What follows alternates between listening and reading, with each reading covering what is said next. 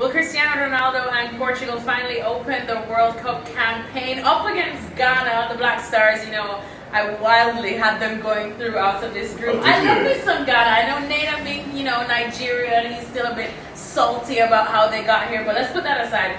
More eyes on Cristiano Ronaldo. Who knew that we were going to get 5 goals in this one, Ned? Let's start off with the first one that went to Cristiano Ronaldo.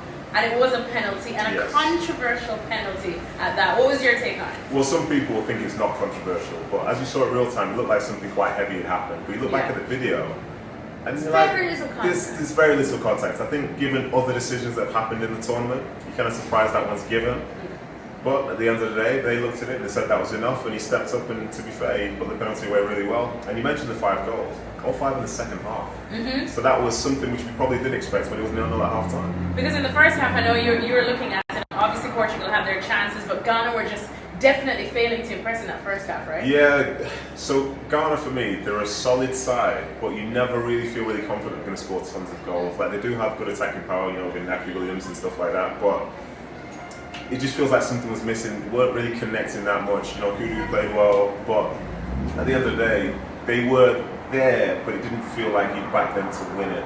So then when they go behind, you're wondering, well, what they're going to change. But in that second half, they found something. They ended up scoring 2 goals. Yeah. And even though, at this point, they're bottom of their table, they're on -1 goal difference, the fact they scored 2 goals will be the reason why they believe they have confidence going into those next 2 games. Well, as you said, Ghana were able to pull 1 back, and then Portugal just decided to go 2 more up. João Felix netting 1 as well. Sloppy defending, though, from Ghana, aren't you? Yeah, there was some sloppy defending in there, and I think what probably made it worse was the fact that those goals came so quickly after they just made it 1-1. You've got this sense of euphoria being back in the game, the stadium's rocking. He was so frustrated he was taken off after scoring. He was literally just a few steps off the field, and then before you know it, he turns around and looks, and they've conceded, and a few minutes later they've conceded again. And at that point, 3-1 in a major competition, the game's probably too far.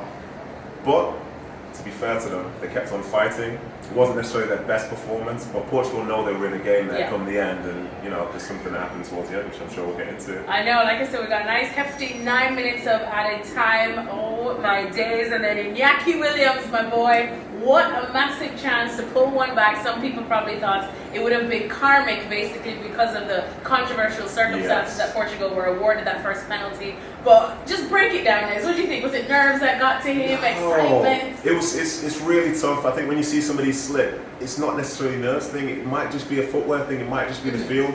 But it was a very, very clever bit of play, and that usually doesn't work out. Hiding behind the goalkeeper 9 times out of 10 will not work.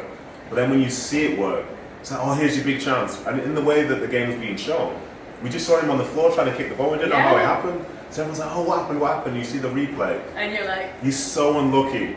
He's tricked the goalkeeper. I think nobody really knew he was there. But then just as he's about to take his touch to score, he falls over, essentially with one of the last kicks of that whole game.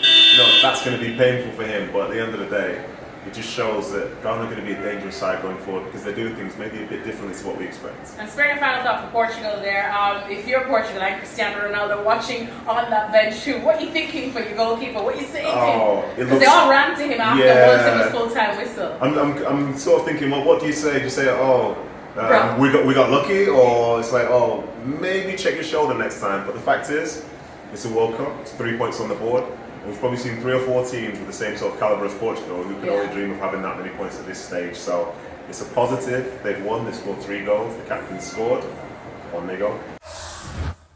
Thanks so much for watching ESPN on YouTube, and for more sports highlights and analysis, be sure to download the ESPN app, and for premium content and live streaming, subscribe to ESPN Plus.